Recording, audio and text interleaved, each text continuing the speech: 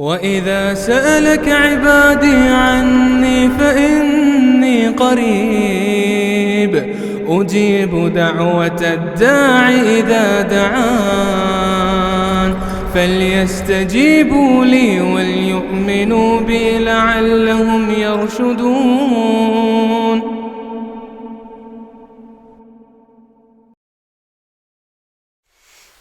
السلام علیکم ورحمۃ اللہ وبرکاتہ.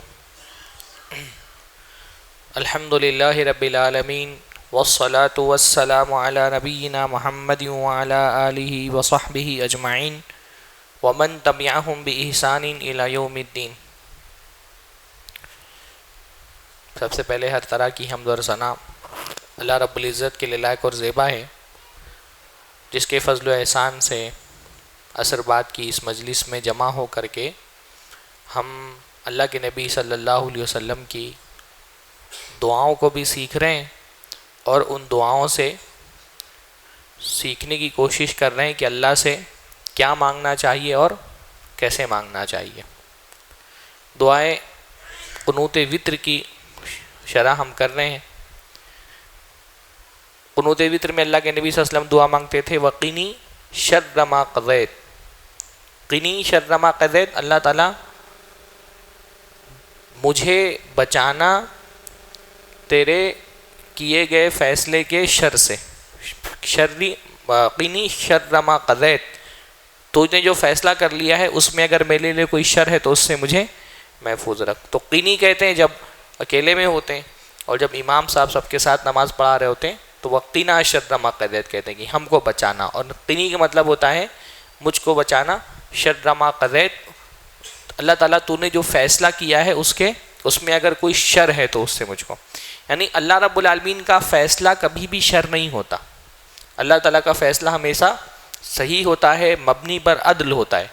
لیکن یہ ہو سکتا ہے کہ اللہ تعالیٰ کے فیصلے کے تقاضوں میں کہیں پہ کسی بندے کے لیے شر پایا جائے، کسی مخلوق کے لیے نقصان ہو اس میں، تو اللہ کا فیصلہ غلط نہیں ہوتا. جیسے اللہ تعالیٰ کا شرعی فیصلہ جو ہوتا ہے وہ کبھی بھی غلط نہیں ہوتا. اللہ رب العالمین ہمیشہ صحیح فیصلہ کرتا ہے. لیکن اس شرعی فیصلے میں ہو سکتا ہے کسی کے لیے شر ہو. مثلاً اللہ تعالیٰ نے چور کے لیے کیا فیصلہ کیا شریعت میں کہ اس کا ہاتھ کاٹ دیا جائے. تو فیصلہ اللہ کا غلط ہے؟ ہاں، اللہ کا فیصلہ غلط نہیں ہے نا، لیکن اس فیصلے میں چور کا نقصان ہے، اس کا ہاتھ کاٹا جائے گا، ہے نا. اللہ کا فیصلہ غلط نہیں ہوتا، لیکن اللہ کے فیصلے میں کبھی مخلوق کے لیے شر ہوتا ہے، کیونکہ اللہ تعالیٰ صرف خیر کا خالق نہیں ہے، اللہ خیر کا بھی خالق ہے اور اللہ رب العالمین شر کا بھی خالق ہے کہ نہیں. اللہ تعالیٰ نے جس طرح سے دنیا کے اندر خیر پیدا کیا اسی طرح سے اللہ رب العالمین نے دنیا میں شر بھی پیدا کیا ہے. دنیا میں ایک مذہب ایسا ہے جو کہتا ہے نہیں، خیر کا خالق الگ ہے اور شر کا خالق الگ ہے. کون سا مذہب ہے وہ؟ ہاں، مجوسی. ماشاء اللہ، بارک اللہ فیکم. پارسی جو ہیں وہ کہتے ہیں خیر اور شر دونوں کے خالق الگ الگ ہیں. کہتے ہیں کہ یزدہ جو ہے وہ خیر کا خالق ہے اور اہرمن جو ہے وہ شر کا خالق ہے. یزدہ جو ہے وہ روشنی کا خالق ہے اور اہرمن جو ہے وہ اندھیرے کا خالق ہے. اس لیے مجوسی آگ کی پرستش کرتے ہیں نا، آگ کی پرستش. وہ آگ کی پرستش اسی لیے کرتے ہیں کیونکہ وہ کہتے ہیں کہ دنیا میں خیر ہے شر ہے تو دو الگ الگ خدا ہیں. ایک خدا خیر کا ہے، ایک خدا شر کا ہے. ایک خدا اجالے کا ہے اور ایک خدا اندھیرے کا ہے. تو اجالے کے خدا کا جو رمز ہے، علامت ہے، وہ آگ ہے، اس لیے وہ آگ کی پوجا کرتے ہیں، آگوں کی پرستش کرتے ہیں. اللہ کے نبی صلی اللہ علیہ وسلم کی پیدائش کے وقت آپ کو پتہ ہوگا کہ ایک مجوسی کا جو معبد تھا اس میں بہت سالوں تک انہوں نے ایک آگ جلا کے رکھی تھی، اس کو بجھنے نہیں دیا تھا، اور اللہ کے نبی کی پیدائش کے وقت وہ آگ بجھ گئی تھی. تو ہمارا دین ہم کو کیا سمجھاتا ہے کہ اللہ تعالیٰ صرف خیر کا خالق نہیں ہے، دنیا میں جو شر ہے وہ بھی اللہ ہی نے پیدا کی ہے. کیوں پیدا کیا ہے اس پر میں فجر میں بہت تفصیل سے بتا چکا آپ کے سامنے نا، کہ مصیبتیں دنیا کے اندر کیوں آتی ہیں. تو اللہ رب العالمین نے دنیا میں، ہم بلکہ ایک دعا میں ہم اللہ رب العالمین سے اس کے پیدا کیے گئے شر سے بھی پناہ مانگتے ہیں نا. کون سی دعا ہے؟ قرآن کی دعا ہے. ہاں، ابھی میں بتا دوں گا تو بولیں گے اچھا یہ ہے، کیونکہ دعا سب کو یاد ہے، مجھے پتہ ہے. ہاں، لیکن ہم کیونکہ دعا سمجھ کر کے نہیں مانگتے تو ہم ہاں سورہ فلق میں کیا ہے؟ من شر ما خلق، من شر ما خلق، اللہ تعالیٰ اس شر سے بھی میں پناہ چاہتا ہوں جو تو پیدا کرنے والا، جو اللہ نے شر پیدا کیا ہے. تو شر اللہ نے پیدا کیا ہے. کسی کو مصیبت آتی ہے تو اللہ رب العالمین کے دینے سے آتی ہے نا، اور یہ بہت اہم ترین عقیدے کا ہمارا حصہ ہے. حالانکہ اللہ کا فیصلہ صحیح ہوتا ہے. مثلا اللہ رب العالمین نے فیصلہ کیا ہے تو ہو سکتا ہے اس فیصلے میں بندے کے لیے وقتی طور پہ شر ہو لیکن عمومی طور پہ خیر ہو. جیسے چور کے لیے تو شر ہے، اس کا ہاتھ کاٹا جا رہا ہے، پر اس فیصلے میں عمومی طور پہ برے معاشرے کے لیے خیر ہے کہ معاشرہ اس سے محفوظ ہو جاتا ہے. اللہ رب العالمین نے قاتل کی سزا رکھی ہے کہ وہ قتل کر دیا جائے تو اس کے لیے تو شر ہے کہ اس کو قتل کیا جا رہا ہے، لیکن عمومی طور پہ معاشرے کے لیے اللہ نے فرمایا وَلَكُمْ فِي الْقِصَاصِ حَيَاةٌ يَا أُولِي الْأَلْبَابِ، تمہارے لیے بدلہ لینے میں زندگی ہے اے عقل رکھنے والو. تو اللہ کے فیصلے میں بندے کے لیے کبھی شر ہو اس کے تقاضوں میں شر ہو سکتا ہے.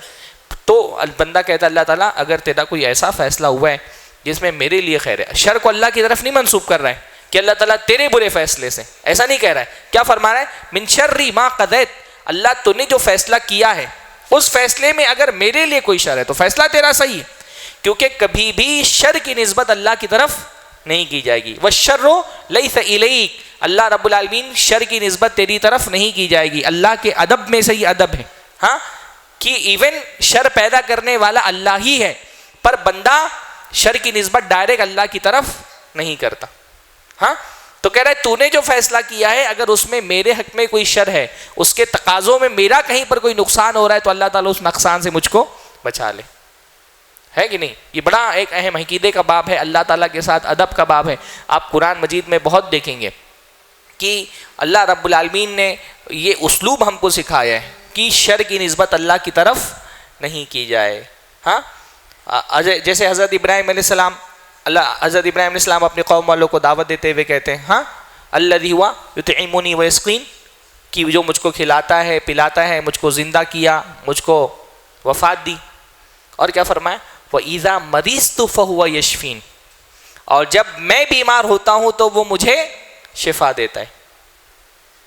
ہر جگہ کا مجھے کھلاتا ہے مجھے پلاتا ہے، تو یہی کہنا چاہیے تھے نا کہ مجھے بیمار بھی کرتا ہے اور شفا بھی دیتا ہے. ہاں اصول تو یہ جب کہہ رہے ہیں کھلاتا ہے پلاتا ہے تو یہ کہنا چاہیے تھا کہ مجھے بیمار بھی کرتا ہے اور شفا بھی دیتا ہے، پر کیا کہا؟ میں بیمار ہو جاتا ہوں تو مجھے شفا دیتا ہے. حالانکہ بیماری اللہ ہی دیتا ہے، پر اللہ کی تعظیم کا حق کیا ہے کہ بیماری کو اللہ تعالیٰ کی طرف منسوب نہیں کیا جائے. ہاں جیسے سورہ جن میں وہ ایک بڑا پیارا سا جملہ ہے کہ ہاں وَإِنَّا لَا نَدْرِي أَشَرٌ أُرِيدَ بِمَنْ فِي الْأَرْضِ أَمْ أَرَادَ بِهِمْ رَبُّهُمْ رَشَدًا، کہ ہم کو نہیں پتا، جن کہتے ہیں ہم کو نہیں پتا أَشَرٌ أُرِيدَ بِمَنْ فِي الْأَرْضِ، کیا زمین والوں کے لیے شر کا ارادہ کیا گیا ہے، ام اراد بہم ربہم رشدا، یا ان کے رب نے ان کے ساتھ خیر کا ارادہ کیا ہے. ہاں جب شر کی بات آئی تو یہ نہیں کہا کہ ان کے رب نے ان کے ساتھ شر کا ارادہ کیا، کہا کیا شر کا ارادہ کیا گیا ہے، کس نے کیا یہ نہیں بتایا. کہ کرنے والا کون ہے؟ اللہ ہی ہے نا. پر اللہ کی تعظیم یہ ہے کہ شر کو اس کی طرف منسوب نہ کیا، تو کہا کہ ہم کو نہیں پتا کیا شر کا ارادہ کیا گیا ہے، یا ان کے رب نے جب خیر کی بات آئی تو اس کو اللہ کی طرف منسوب کیا. ہاں کہ ان کے رب نے ان کے ساتھ خیر کا ارادہ کیا ہے. سورہ حضرت خضر کے واقعے میں بھی آپ دیکھیں گے جہاں کشتی توڑنے کی بات ہے وہاں اس بات کو اپنی طرف منسوب کر رہے ہیں، جہاں اولاد دینے کی بات ہے وہاں اس کو اللہ کی طرف منسوب کر رہے ہیں. بہت ملے گا، بلکہ ہم نے عام زمانوں میں بھی ہم دیکھتے ہیں نا، کیونکہ یہ ایک تربیت اللہ تعالیٰ نے کی ہے تو اس تربیت کا اثر ہمارے سب کانشیس پہ بھی ہوتا ہے پورے مسلمانوں کے. اللہ تعالیٰ کسی کو اولاد دیتا ہے تو بندہ کیا بولتا ہے؟ اللہ تعالیٰ نے ہم کو اولاد عطا فرمائی ہے نا، اللہ کی طرف اس کو منسوب کرتا ہے. پر کسی کے باپ کا اگر انتقال ہو جائے تو کیا بولتا ہے؟ اللہ تعالیٰ نے میرے باپ کو موت دے دی، ایسا نہیں بولتا ہے نا. ابا کی وفات ہو گئی، ابا انتقال فرما گئے، جو بھی بولتا ہے. پر کیونکہ جب شر ہوتا ہے تو شر کی نسبت بندہ اللہ کی طرف نہیں کرتا. یہ اسلام میں یہ تربیت کی ہے. تو بندہ کہہ رہا ہے اللہ تعالیٰ تیرا فیصلہ برحق ہے، پر ہو سکتا ہے اس فیصلے میں کہیں تو نے میرے لیے مرض لکھ دیا ہو، یا میرے لیے موت لکھ دی ہو، یا میرے لیے فقر لکھ دیا ہو، یا میرے لیے کوئی اور پریشانی اور مصیبت لکھ دی ہو، تو اللہ تعالیٰ مجھے اس سے بچا لے. اب سوال یہ پیدا ہوتا ہے فیصلہ تو ہو چکا نا، تو پھر بندہ کیوں بول رہا ہے کہ اللہ رب العالمین اگر وہ شرط نے فیصلہ کر دیا ہے تو اس سے مجھے بچا لے؟ ہاں بتائیے، فیصلہ تو ہو گیا نا، تقدیر تو لکھی جا چکی ہے، پھر بندہ یہ کیوں بول رہا ہے کہ اللہ تعالیٰ اگر تو نے میرے لیے فیصلہ کر دیا ہے کہ مجھے کوئی شر آنے والا ہے تو اس سے مجھے بچا لے، کیونکہ دعا سے تقدیر بدل جاتی ہے. تقدیر ایک ہوتی ہے جو عدلی تقدیر ہے، وہ تو نہیں بدلتی، پر ایک تقدیر ہے جو معلق مبرم تقدیر ہے، ہاں وہ تبدیل، معلق تقدیر ہے وہ تبدیل ہوتی ہے دعا سے. اللہ نے فرمایا اللہ یرد القضاء الا الدعاء، قضا کو صرف کیا چیز بدل سکتی ہے؟ دعا بدل سکتی ہے. اس لیے بندہ مسلسل اللہ سے مانگے. جیسے دنیا کے اسباب اختیار کرتے ہوئے بندہ تقدیر کے بارے میں نہیں سوچتا نا، جیسے بیمار ہو گیا تو یہ نہیں سوچتا نا تقدیر ہوگی تو مر جاؤں گا تو کیوں علاج کراؤں. ہاں دنیا میں جو اسباب ہوتے ہیں ان کا اختیار کرتے ہوئے بندہ یہ نہیں سوچتا کہ میں یہ اسباب اختیار نہیں کروں، کیونکہ اگر تقدیر میں لکھا ہوگا وہی ہوگا. وہ اختیار کرتا ہے، وہ اپنی کوشش کرتا ہے، اور اللہ رب العالمین نے بھی کہا ہے کہ کوشش کرو. تو جیسے دنیا کے اسباب اختیار کرتے ہوئے بندہ تقدیر کے بارے میں نہیں سوچتا. اگر وہ غریب ہے تو گھر میں بیٹھا نہیں رہتا کہ اللہ نے تقدیر میں لکھا ہوگا تو رزق اپنے آپ سے آ جائے گا. وہ محنت کرتا ہے، کوشش کرتا ہے، کاروبار کرتا ہے، کمانے کے راستے تلاش کرتا ہے، پھر اللہ تعالیٰ اس کو برکت بھی دیتا ہے. اولاد نہیں ہو رہی ہے تو اس کے لیے کوشش کرتا ہے، یہ نہیں سوچتا کہ اپنے آپ اولاد ہو جائے گی. تو جیسے دنیا کے اسباب اختیار کرتے ہوئے بندہ تقدیر کو حوالہ نہیں بناتا، ویسے شریعت نے جو اسباب رکھے ان کو اختیار کرتے ہوئے بھی تقدیر کو نہیں حوالہ بنانا چاہیے کہ کیا دعا کریں جو ہونا ہوگا وہی ہوگا. نہیں بھائی، اللہ تعالیٰ نے کہا ہے دعا کرو، دعاؤں سے اللہ رب العالمین کیا کرتا ہے؟ تقدیر بدلتا ہے. من شر ما قضیت، اللہ رب العالمین میں اس شر سے تیری پناہ اس شر سے پناہ چاہتا ہوں تیری، مجھے بچا لے اس شر سے جو تیرے فیصلے میں ہے، تیرے فیصلے کے تقاضوں میں سے ایک تقاضا ہے. فَإِنَّكَ تَقْضِي وَلَا يُقْضَى عَلَيْكَ، کیونکہ فیصلہ تو تو ہی کرتا ہے، تیرے مقابلے میں کوئی فیصلہ نہیں کر سکتا. یہ کیا ہے؟ وسیلہ ہے نا. وسیلہ اللہ تعالیٰ کی عظمت کا، اللہ تعالیٰ کی توحید کا، کہ بندہ اللہ رب العالمین میں تیرے حضور میں کیوں مانگنے کے لیے آیا ہوں؟ کیونکہ بھائی فیصلہ تو ہی کرتا ہے اللہ. ہاں تو اگر فیصلہ کر دے تو مجھے کوئی میرا بال نہیں باقا کر سکتا ہے، تیرے مقابلے میں تو کسی کی چلتی نہیں ہے. یہ توحید کا وسیلہ ہے.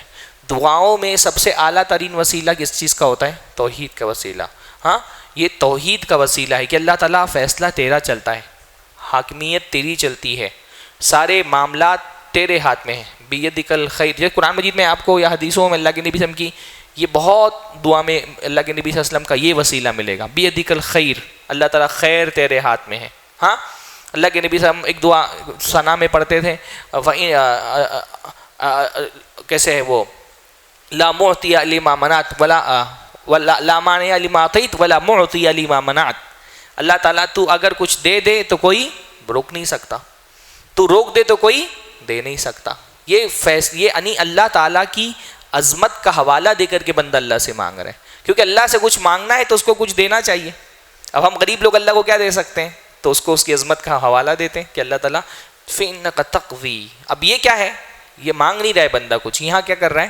وسیلہ اختیار کر رہا ہے نا، ثنا کر رہا ہے اللہ کی. تو آمین کہاں بولنا ہے؟ آمین دعا پہ بولنا ہے. آمین کا مطلب ہوتا ہے اللہ قبول فرما لے. تو وقینی شر ما قضیت تک کہ بندہ دعا کر رہا ہوتا ہے. امام صاحب دعا کر رہے ہوتے ہیں تو وہاں آپ کو کیا بولنا ہے؟ آمین بولنا ہے. لیکن جب امام صاحب نے یہ کہا وقینا شر ما، کہا کہ فإنک تقضی ولا یقضى علیک، اللہ تعالیٰ فیصلہ تو کرتا ہے، تیرے مقابلے میں تجھ پر کوئی فیصلہ نہیں کر سکتا ہے، تجھ پر کسی کا بس نہیں چلتا، تیرا سب پر بس چلتا ہے. تو سب کے بارے میں فیصلے کرتا ہے، تیرے بارے میں کوئی فیصلہ نہیں کرتا ہے. یہاں پہ آمین بولیں گے، یہاں کچھ مانگا نہیں ہے نا. تو اگر آج امام صاحب رک گئے تو اب امام صاحب بیچارے، صرف ہمارے امام نہیں سارے اماموں کا مسئلہ ہے کہ وہ رکتے نہیں ہے ڈر سے کہ آپ لوگ پیچھے آمین نہ بول دیں. ہاں تو جلدی جلدی پڑھ دیتے ہیں فإنک تقضی ولا یقضى علیک فإنہ لا یذل من والیت ولا یعز من عادیت. تو اس لیے رکتے ہیں کہ اب پیچھے والوں کو کچھ پتا تو ہے ہی نہیں، ان کو بس یہ پتا ہے جیسا امام رکیں گے ویسے ہی آمین بولنا ہے. ہاں تو یہاں پہ آمین نہیں بولنا ہے، یہ ثنا ہے، کچھ نہیں بولنا ہے، خاموش رہنا ہے. فإنک تقضی ولا یقضى علیک فإنہ لا یذل من والیت ولا یعز من عادیت. اللہ تعالیٰ تو جس کو اپنا دوست بنا لے، جس کا ولی بن جائے، اس کو کوئی دلیل نہیں کر سکتا. ہاں ذلیل نہیں کر سکتا مطلب اس کو کوئی ہرا نہیں سکتا. بھئی وقتی ذلت تو وہ ذلت ہی نہیں ہے. دنیا میں اہل ایمان کو پریشانیاں آتی ہیں. اللہ کے نبی صلی اللہ علیہ وسلم کو طائف میں پتھر مارے گئے، اللہ کے نبی صلی اللہ علیہ وسلم کو اوباشوں نے برا بھلا کہا.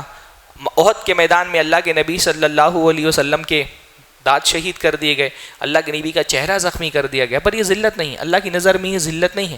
اس سے تو اہل ایمان کا مرتبہ اور بلند ہو جاتا ہے. ذلت یہ ہے کہ ان چیزوں سے ہار کر کے بندہ بیٹھ جائے، اپنی ہار مان لے، ذلت یہ ہے. ہاں اللہ کے نبی صلی اللہ علیہ وسلم کے ہار گئے طائف میں، جو مصیبتیں آئیں اس پر، بندہ پیچھے ہٹ جائے، یہ اصل میں ذلت ہے. ہاں سمجھ رہے ہیں؟ دنیا میں کوئی آپ کو پریشان کر رہا ہے، اہل ایمان کو تو تکلیفیں آئیں گی نا، پریشانی آئیں گی، درد آئے گا. باطل بھائی، باطل آپ حق کا کام کریں اور باطل بھی آپ سے خوش رہے، ایسا حق کا کام ہو سکتا ہے؟ ہاں حق کی ایسی دعوت ہو سکتی ہے جس سے باطل کو کوئی فرق نہیں پڑ رہا، ایسا ہو سکتا ہے؟ بھائی حق والے دعوت دینے کے لیے کھڑے ہوں گے تو باطل کو پریشانی ہوگی. اب یہ پریشانی ہوگی تو وہ اپنے طور پہ ریٹیلیٹ بھی کرے گا، باطل وہ تکلیفیں دے گا، وہ تہمتیں لگائے گا، وہ آپ کے خلاف سازشیں کرے گا، مالی پریشانیوں میں آپ کو مبتلا کرنے کی کوشش کرے گا، ذہنی اذیتوں میں آپ کو مبتلا کرے گا. یہ ذلت نہیں ہے، یہ تو اہل ایمان کا مرتبہ اس سے بلند ہوتا ہے. دعوت کے میدان میں جو امتحانات اور مصائب آتے ہیں یہ اہل ایمان کے مرتبے کو اور بلند کرتے ہیں. یہ ذلت نہیں ہے. ذلت کیا ہے؟ کہ بندہ ان سے ڈر کے پیچھے ہو جائے، حق کی دعوت لے کے کھڑا ہوا تھا، مصائب و مشکلات دیکھ کر کے بیٹھ جائے، یہ ذلت ہے. یہ اہل ایمان کے ساتھ نہیں آتی. ذلت یہ ہے کہ بندہ دلائل کے میدان میں پیچھے رہ جائے. جیسے اللہ کے نبی صلی اللہ علیہ وسلم نے فرمایا نا، لا تضال طائفۃ من امتی لا يضرهم من خذلهم حتى ياتي امر اللہ، کہ میری امت میں ایک جماعت ہمیشہ حق پر قائم رہے گی اور کوئی ان کو نقصان نہیں پہنچا پائے گا. تو نقصان نہیں پہنچا پائے گا مطلب کیا ہے؟ ان کا دشمن ان کو نقصان نہیں پہنچا پائے گا. تو کیا ایسا ہوا نہیں ہے کہ اہل ایمان کو نقصان پہنچایا گیا، جانی نقصان، مالی نقصان؟ وہاں نقصان نہیں پہنچا پائے گا کہ یہ مطلب نہیں کہ دنیا کو نقصان نہیں پہنچا پائے گا، دلائل کے معاملے میں ان کو کوئی نہیں پیچھاڑ پائے گا. ہو سکتا ہے دنیا کے مسائل میں وہ مغلوب ہو جائیں، ہاں، لیکن دلائل کے معاملے میں ہمیشہ کیا رہیں گے؟ وہ غالب رہیں گے. جو اہل سنت والجماعت ہیں، اہل الحدیث ہیں، بھائی ہو سکتا ہے ان کی مسجدیں توڑ دی جائیں، ان کے مدرسے خراب کر دیے جائیں، ان کو جیلوں میں ڈلوا دیا جائے، یہ مصیبتیں تو آئیں گی، پر دلیل میں ہمیشہ اہل حق کیا رہیں گے؟ سربلند رہیں گے. دلیلوں میں ان کو کوئی نہیں پیچھاڑ پائے گا، دلیلوں میں وہ ہمیشہ سب پر غالب رہیں گے. تو وہاں دنیا کی جو مصیبتیں وہ تو بہرحال اہل ایمان پر آتی رہتی ہیں، یہ مراد اصل میں نہیں ہے.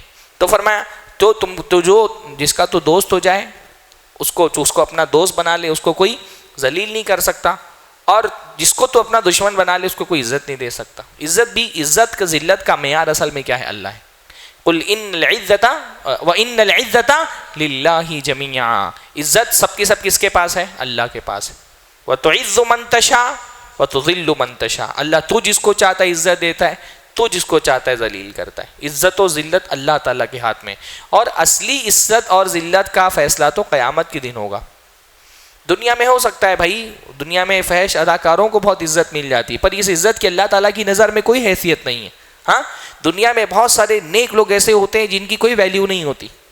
اللہ کے نبی نے فرمایا رب اشعث اغبر مدفوع بالابواب، ایسے بہت سارے لوگ ہمارے بیچ میں ہوتے ہیں، بال پرا گندا ہیں، کپڑے بہت پھٹے پرانے ہیں، ہاں، مدفوع بالابواب، لوگ ان کو اپنے دروازے پہ کھڑا نہیں کرتے، بھگا دیتے ہیں، کوئی دنیا میں ان کی حیثیت نہیں ہے. لیکن اللہ کیا ان کا مقام اتنا بڑا ہوتا ہے، لو اقسم علی اللہ لابرہ، اللہ کیا ان کا مقام اتنا بڑا ہوتا ہے کہ اگر اللہ پر قسم کھا دیں تو اللہ تعالیٰ ان کی قسم پوری کر دیتا ہے. اگر اللہ کی قسم ایسا ہوگا اللہ تعالیٰ کر دیتا ہے وہ کام. اتنا اللہ کیا مقام بڑا ہوتا ہے.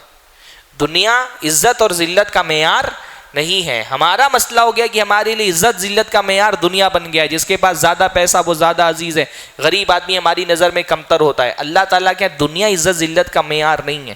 اللہ کے نبی صلی اللہ علیہ وسلم نے فرمایا ہے نا کہ دنیا اگر اللہ کے نزدیک مکھی کے پر کے برابر ہوتی تو کافر کوئی گھٹ پانی بھی اللہ تعالیٰ نہیں پلاتا. دنیا نہیں عزت ذلت کا معیار، اصل عزت ذلت تو طے ہوگی اللہ رب العالمین کے یہاں پر. تو اللہ رب العالمین کا جو دشمن ہے اس کے لیے کوئی عزت نہیں ہے. تاریخ اٹھا کر کے دیکھ لیں، ابو جہل کے لیے کیا عزت ہے؟ ہاں، ابو لہب کے لیے کیا عزت ہے؟ ابو لہب کے لیے کوئی عزت ہے؟ کس کے دل میں عزت ہے؟ ہاں، اللہ کے نبی صلی اللہ علیہ وسلم کی مخالفت کرنے والوں کا کیا حشر ہوا؟ ابو لہب کے میرے خیال سے 2 سے 3 بیٹے انہوں نے اسلام قبول کیا، 2 بیٹیوں نے اسلام قبول کیا، وہ بھی قرآن پڑھتے تھے. وہ بھی تبت یدا ابی لہب وتب پڑھتے تھے، جو ان کے اپنے بچے تھے. ہاں، ان کے اپنے بچے بھی تبت یدا ابی لہب وتب پڑھتے تھے. کیا عزت ملی اس کو اللہ کے نبی صلی اللہ علیہ وسلم کی مخالفت سے. اللہ کے مقابل میں آ کر کے کوئی بھی عزت نہیں پا سکتا ہے. اس لیے ایمان والے بندے کو عزت کہاں تلاش کرنی چاہیے؟ اللہ تعالیٰ کے پاس. ہاں، ہمارا یہ بہت بڑا مسئلہ ہے. ہم ان سے عزت مانگ رہے ہوتے ہیں، ان سے امید لگا کے بیٹھے ہیں، ان سے طاقت مانگ رہے ہیں، جبکہ اللہ نے فرمایا ان العزت للہ جمیعا. ہاں، اللہ کے لیے عزت ہے اور اللہ کے رسول کے لیے عزت ہے اور اہل ایمان کے لیے عزت ہے. عزت اللہ اس کے رسول کے پاس تلاش کریں، ان کے پاس نہیں تلاش کریں. تبارکت ربنا وتعالیت، اللہ تعالیٰ تو بڑا بابرکت ہے اور بہت بلند ہے. برکت کے معنی میں نے بتائے کہ دنیا میں جو بھی نعمت ہے، جو بھی آسائش ہے، جو بھی فراوانی ہے، جو بھی کشادگی ہے، جو بھی نفع ہے، جو بھی اچھا ہو رہا ہے دنیا میں، وہ کہاں سے ہو رہا ہے؟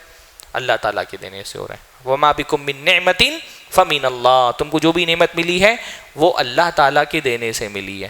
تبارکہ ایک ایسا فعل ہے جو اللہ کے علاوہ کسی اور کے لیے استعمال نہیں ہو سکتا، اس لیے علماء نے کہا ہاں تبارک دار یا تبارک فلاں نہیں بول سکتے، کیونکہ تبارکہ کا مطلب ہوتا ہے برکت کا مصدر کیا ہے، سورس کیا ہے دنیا میں برکت کا. تو برکت کا سورس صرف ایک ہی ہے، اور وہ کون ہے؟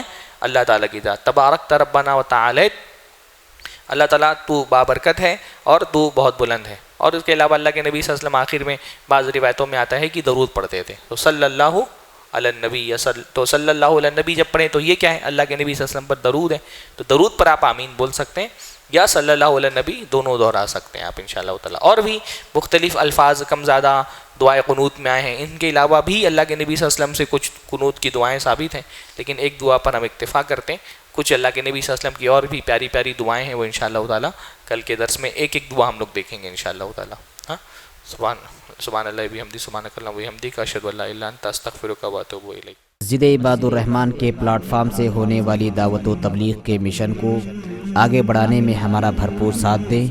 علم و عمل سے ناطہ جوڑنے کے لیے اہل علم سے جڑیں. مسجد عباد الرحمن کے یوٹیوب چینل کو سبسکرائب کریں اور آگے شیئر کرنا ہرگز نہ بھولیں. فجزاکم اللہ خیر.